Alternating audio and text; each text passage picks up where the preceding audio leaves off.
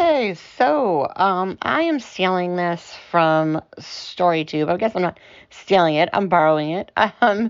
And I will tag them as well. This is a series, um, I guess favorite series by number of books in the series, and I completely cheated on this for a couple of reasons. First of all, I'm not a big fantasy reader, and what I find is that most series are fantasy. Not all, but a lot of them. So that kind of limits a lot of. I read heavily in the standalone, is what I've discovered. So I try to do things that were series, but I know there's places where I'll call something, 2 books, but it's actually got more than that, but I've only read 2, or I'm only aware of 2, so, or I'm only counting 2 for whatever reason. So I'm definitely being flexible with the rules here, but I think it's a great chance to kind of talk about some different types of books. And I think because I'm not a big fantasy reader, this is going to be a broad range of book types. There is some fantasy in here, but you're going to see all kinds of things. So be prepared.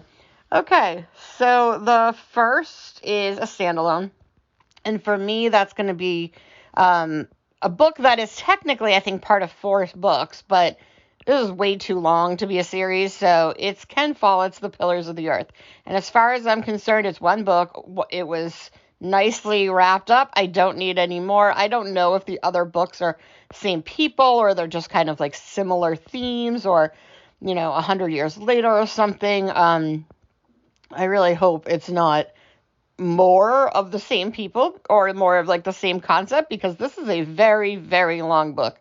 It covers, like I think 100 years or something. So, but The Pillars of the Earth was surprisingly fun and fast paced for a book that looks as intimidating as The Pillars of the Earth does.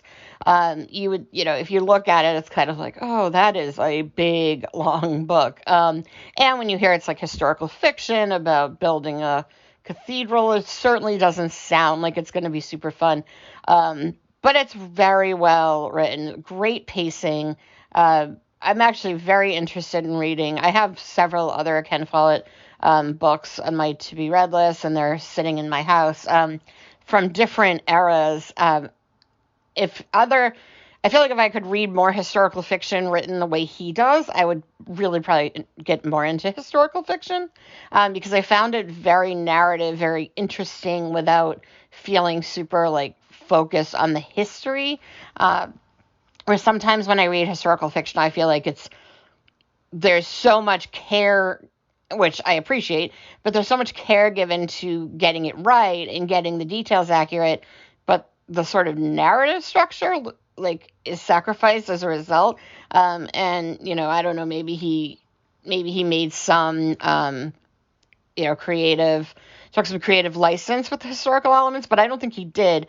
I just think he's very good at, with this kind of narrative style. And I'm sure there's lots of other authors that I haven't been exposed to who can do the same. So definitely enjoyed this. Okay, and then my duology, I have The Kind Worth Killing and then The Kind Worth Saving. I haven't read The Kind Worth Saving yet, just came out and it's on my list. I don't know if this has a long-term goal of being more than 2 books, but I really liked The Kind Worth Killing, and it was unique in the kind of book that I think one of the things I like about Peter Swanson is that his characters surprise me. So a lot of times you think you're getting somebody who's likable or who's your protagonist, and maybe they are the protagonist, but as the story progresses, you're like, wow, this person's horrible, or wow, they're doing awful criminal things. Am I supposed to be rooting for them? And so I really enjoyed The Kind Worth Killing because it definitely has that. It has some characters that you're rooting for, but then you're like, why am I rooting for them? They're murderers. So I'm really looking forward to reading The Kind Worth Saving. I've seen some reviews and people seem to really like it. I didn't know that it needed a sequel, and it sounds like, a lot of people felt the same way, but it works. And so I also appreciate that when an author kind of doesn't make a sequel just to have one, but just because they have something else to say and they wait. And so I'm very excited to read the second book. Okay, I have 2 books for my trilogy. The first is going to be The Chaos Walking by Patrick Ness, which is The Knife of Never Letting Go, The Ask and the Answer, and Monsters and Men. I think there was a movie of it, which I haven't seen yet, and I'm not sure I want to. I don't know how it did. I don't know if it captured, very rarely do they capture the feel of the book, but I'll be honest, I really hated the first book. And for reasons like, very well written, like the characters, like the plot, but if you are very attached to animals, be forewarned, if you haven't read this series, that The Knife of Never Letting Go has this amazing character that's a dog, and it doesn't go well. And that made me very, very upset. I was like hysterical at the end of this book. I didn't really want anything to do with this book, this author. I was like, I am done. I'm so angry. But like the concept was so great, and I was really interested in the story, but I was just like so upset. So it took me a while to get to the second and third book. The series is fantastic. It's just great, but it's I kind of just wish I could just read 2 and 3 and then, have somebody summarize book 1 for me, because yeah, and again, and it wasn't done, killing off the dog. It's not done in a sort of unnecessary way. It's a really major part of the story. And it's actually really critical to like some character development and, the character of the dog himself. And there's a lot going on there that I think has some value. And it is a story essentially of war and the horrible things people do. And so, that's definitely necessary, but I'm just going to warn you, if you haven't read this series, like, it's really hard to have one of the main characters being this adorable, amazing dog who, not only is he there, like the main character can hear the way the dog thinks, and like, it's just awful. It's awful to read. So, just prepare yourself if you're going to read this. But I do recommend the series. I loved it. Just very hard to read. And then the second trilogy is his Dark Materials, which is The Golden Compass, The Subtle Knife, and Amber Spyglass. This series is amazing. And I think, on the surface, a lot of times people think this is a kid's book. It's kind of fantasy. It's got some kiddish elements. If you haven't seen the HBO series, I haven't either. So I don't know if they really capture it a little bit better. Obviously, the movie didn't really get the sort of deeper themes. But this is actually a very dark read, and it deals a lot with religion and, spirituality and, like sexuality, and a lot of themes that are definitely not for kids. So while, I feel like if you're 8 or 9 and you're reading this book and you can even grasp half the stuff this guy's talking about, good for you, and keep reading it. Because, that was kind of my parents' philosophy when I was growing up. If I was reading, I was definitely reading things I probably shouldn't have done, at, 10 and 11, things like, Stephen King and V.C. Anderson. But, as far as my parents were concerned, it seemed like, look, if you can read it and understand it, you can probably handle it. And that's kind of how I feel with his Dark Materials. Yes, it is dealing with sexuality. Like, it does criticize religion. But there's elements of like, dark matter and astrophysics. And, I feel like if you're reading it and you're getting all of that out of it, then you're mentally capable of handling those concepts.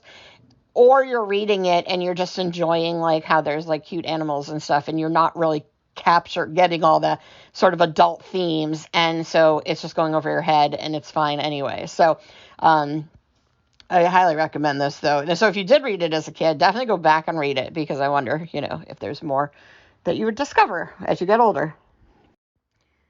Okay, so for my 4-book series, I actually picked a book that's 5 books, a series that's 5 books.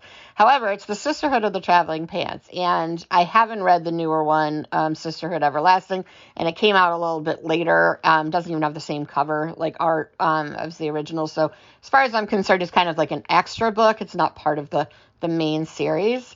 And this, people may laugh, and I would have laughed. I mean, I thought, this looked like just the silliest, just young, just not for me. And I read this in my, I think, like late 20s. And I loved this series. It's so much fun. It's like the characters are great. It's kind of like Babysitter's Club grows up. So like if you liked the Babysitter's Club when you were young, it's got a lot of the same kind of elements of, friendship and, all these like strong character friendships, a lot of female characters, female friendships. But obviously for an older age, these are girls who are late high school, college, so it's a little more, they're dealing with like more issues, I guess. But it's just so much fun. And I mean, now that we're heading into the summer, this is a great summer read if you haven't read these. So I kind of feel like if you're a girl and you have not read the Sisterhood of the Traveling Pants, like you just need to. They're just fantastic. And I say that kind of ashamed that I was such a fan at such an older age, but they're just really, really good. And honestly, a lot of like the women my age who had read them, because we weren't the target age when they came out, we read them when they came out, and they ended up being really solid. So definitely enjoy these. Highly recommend them. And then for a 5-book series, I'm going with A Song of Ice and Fire because I'm pretty much convinced this will only be a 5-book series. I don't think we're ever getting any more of these books. But, if you haven't read A Song of Ice and Fire or haven't watched Game of Thrones, I mean, I feel like you're kind of living under a rock at this point. I mean, maybe not read the books, but like you've probably seen the show. You have to have seen the show. It's just, I can't express how good this series is. And it's not even, it's not one of those things where I'm like, okay, George R. R. Martin's the best writer of all time or anything like that. It's just, the characters are so solid, so unique. There's so many different types of characters that there's like any type of thing you're looking for in a book, you're getting some of that in this series. I mean, there's fantasy, there's historical fiction, there's, action, there's romance, there's drama. I mean, there's just so much going on. And the different families, the different houses, they have so much that like everybody can relate to some of it. Somebody's going to have a family that they're rooting for. And, I know the show I feel like the show really makes you think that, you're supposed to be rooting for the Starks. And so I think a lot of people just kind of bought right into that and were like, okay, the Starks, that's who I root for. And even the first book, it's, it's heavily, obviously, based on the Starks. But I do think as the series goes on, you realize, like, it's not just about the Starks. Like, they're just, like, their first, it just so happens that the way the story opens, it's starting kind of north. And as a result of, like, what's happening in the story, we get the Starks and the Lannisters. But there's other families and there's other households, to be interested in. And, I don't know, maybe I'm biased because I'm a super Lannister fan. So, but, yeah, I love this series. I will say I had read... I'd found somewhere online that basically gave me kind of like a chapter by chapter breakdown of how to read A Feast for Crows and Dance with Dragons simultaneously. And my husband read them separately, and he would get really frustrated because he's like, this is just so much of this one character and nothing, and I haven't seen other characters forever, and I'm bored, and there's huge chunks that I'm bored in. I didn't find it that boring because, even when there would be chapters where I was like, oh, it's this person who, isn't one of my top characters, it wasn't that long until I got to something I did care about, and I think it was because I read them simultaneously doing that. So there is a place And if I can try to track it down, I will put it in the description. But I would highly recommend doing that, so that you don't get really overwhelmed by Stannis and Davos, I guess. Okay. In the next series, it is The Mortal Instruments by Cassandra Clare. This is 6 books. If there was ever a time to say don't judge a book by its cover, it would definitely be this one. I remember, like, people telling me to read this book, and I was just like, what is with this, like, glowing golden boy on the cover? It looked like nonsense. I just thought it was going to be some kind of weird romance thing. I had no interest whatsoever in this series, and I kept, not getting to it because people kept saying, no, read it, and I was like, this cover's ridiculous.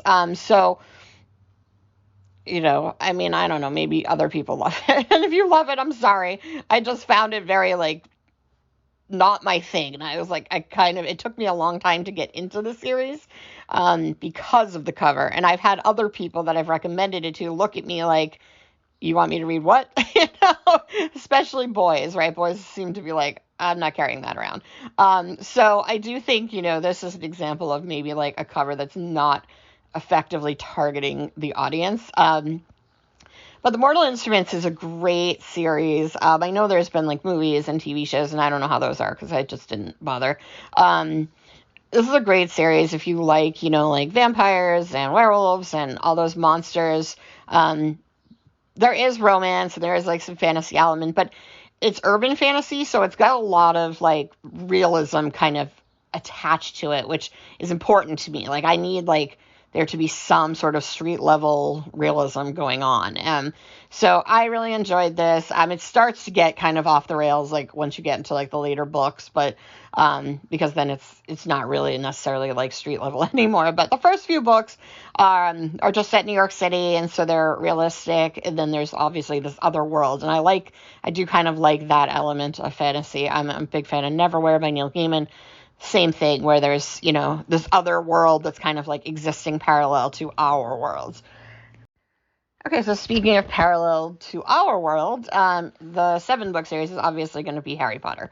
Harry Potter's just, at this point, I feel like it's been done. We've all talked about it. J.K. Rowling has now like gone from being like everyone's favorite to being sort of awful.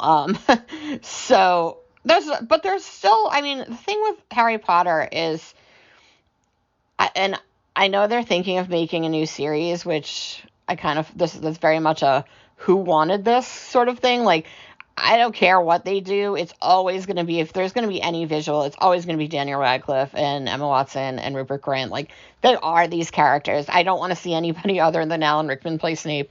That's just the way it is. Like, they are the characters. I thought they did a great job. I mean, obviously there's, with any book adaptation, you're going to have things missing and things lost in translation. I just kind of wish if there was going to be a new series, it would just be like something not about Harry Potter, but like in the same world, whether it's Harry's kids or, Tom Riddle or just some other parallel thing, maybe an American version of the school. But the thing with Harry Potter is I think there's a lot of people who like just never really got into it, and it just kind of got so popular, and they never got to that point, or they saw a couple movies, or and they never really got into it. But the thing with this series is it's actually really, really great. And I'm not kind of like, oh yeah, it's Harry Potter, but there's a reason this is the series that kind of inspired entire generations to read. And, being a little bit older than a lot of the people who grew up with Harry Potter, I mean, I was in college when Harry Potter came out, and there was definitely a lull in reading. I mean, I grew up reading, and it was just, I mean, there was nothing else. Or, like, our entertainment was, like, seriously, it was like Atari and NES. So, like, there was just nothing. We had VCRs. We had just been introduced to VHS tapes. So when it came to entertainment, like, books were still, like, pretty much up there. But I think, there was a point in the late 90s, early 2000s, where there's so much, else out there, and kind of reading had a lot of kids had really started to lose interest in reading. They just weren't reading as much. There were all these studies about how kids, their reading skills were like weakening. They just weren't enjoying reading. And then Harry Potter came out, and all of a sudden, this entire generation of kids who hadn't really been exposed to books were carrying books around at school, and they were talking about these books at school. And it inspired this whole new generation who are now, most of you are YouTube, on YouTube, on BookTube, talking about books. And part of it is because of something, because of this series. And I feel like if you haven't read Harry Potter, if you're older, and you just never got into it, or if for some reason it just kind of like, you skip right past it, go read it, because there's absolutely, this isn't just a fluke. It's not one of those series that's like, it just happened to be there and that was, for some reason the zeitgeist was like, oh, we need to read right now. Like, it's great, and the characters are great, and yes, it's very much the hero's journey archetype, but there's a lot here that you can see why this is what kind of like inspired this generation. And I can't say enough of like how great these books are. And I know, I haven't watched any of the new movies of the Fantastic Beasts, and I read The Cursed Child, and I'm just pretending it's not part of this. I feel like the time has kind of come and gone. Like, I don't really want more Harry Potter, and I know some people do. But I kind of want to just keep these 7 books because they are just so fantastic, and it's kind of like Star Wars. Like, at some point it starts to get diluted when you have too much of it. So, but if you haven't read them, go back and read them. And then for another children's series, my next few are going to be children's series. So I have Anne of Green Gables. I loved this series growing up. I don't think I got through all 10. I mean, I did. I feel like I got through like half of them, and then there's like a point where she's like, a mom or something, and I was like, okay, I don't care about Anne, like, making dinner for her family and like, I don't know, like cleaning her kids' like crib, or like, it just went from like Anne of Green Gables growing up, and then like Anne going to college and like being this sort of like independent woman to like, and then she was a teacher, and that was fine, but then it just started to get like and I mean, again, I was reading this when I was young, so I still don't know that I would care, but like, I feel like when I was, 12 years old or 10 years old, I was like, I do not care about 35-year-old Anne. So I don't know, maybe I should go back and reread them now, because maybe I would care about 35-year-old Anne, but at that point I was just like, nope, this is not for me anymore. Anne is too old. So I haven't finished this series, but maybe at some point I will. And then for my next series, it's the Little House on the Prairie series. And I know there's, like, we're going to keep the books separate from the reality of, westward expansion and, taking land from Native Americans. And like, we're not going to deal with that. We're just going to take this book series separately and, deal with it unless it's on its own. And I mean, I can't help it. I'm attached to it because my dad read it to me growing up. And so, would I like it now? If I went back and reread it, I'd probably find like so many things. I'd be like, well, I don't know how I feel about this politically, or, but, at the time I really loved it. And, it was fun to just have that time with my dad. So I'm cheating on my 10 book series. I'm going with Sandman, the comic books, because there are 10 trade paperbacks from the original series. And that's, I don't know, I tried really hard to find like a 10 book series that I had read or had any interest in. And Sandman is a fantasy series. And I mean, if you're, honestly, if you like good stories, you should be reading Sandman because it's amazing. And I do need to go and finish that show. All right, and then moving into mega series. So we have the Wheel of Time series that I have not read. I'm putting this on here because I do really want to get to this series at some point. I have most of them. I borrowed them from a friend, and then like I feel like he's never going to get them back at this point. but they're just so intimidating. Every time I look at it, I'm just like, oh wow, there's so many books and they're so long. And I just don't know that I can like make this commitment. At some point I will. And I do want to read them, so I'm sure I will at some point. And I hear obviously great things about them. And then I had read the series of Unfortunate Events series. I thought these were really fun, and I know they're written for kids, and they definitely feel like they're written for kids. But I think if you as an English major, I just appreciated these books because they teach you like vocabulary and story structure and all these things in this kind of fun, entertaining way. So I kind of highly recommend these to anyone who has kids because you can like learn a lot, but it doesn't feel like you're learning. You trick people into learning. It's always fun. And then I have the Alphabet series, Sue Grafton, the Kinsey Millhone detective series. I read all of these, and unfortunately, Sue Grafton died after Y, so I don't think we're obviously not getting Z. What's kind of funny about these is, like, when I was reading them, I'd always have people ask me, like, oh, well, what's the order? I want to make sure I get the right order. And, like, it's the order of the alphabet. So it's a very easy series to know what the next book is, because you start with A, and then you go to B, and then you go to C, and so on until you get to Y.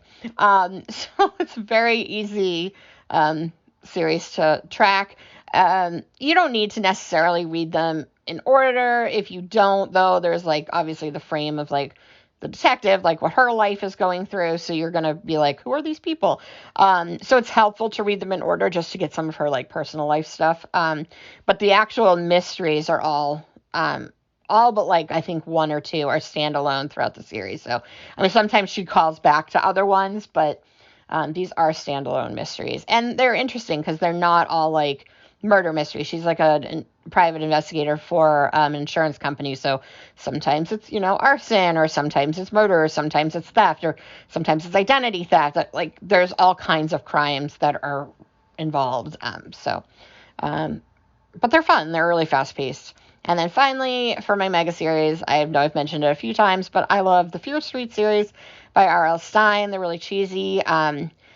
I haven't really read any of the new ones. I know they've kind of relaunched it a little bit. I don't know how that's going, but so I have these, and I would always recommend these. They're super cheesy, but if you like fun, cheesy horror, and you can deal with the fact that they're written for teenagers, you'll fly through them, and they're just they're just so they're easy, but they're fun. If you're looking for just like a nice, fun, nonsense horror read, they probably will take you like an hour to read one. So those are my series I like. Maybe I'm sure I forgot something obvious, so let me know if I did. And then I can't tag anybody because I don't know anybody, but feel free to steal this. Bye.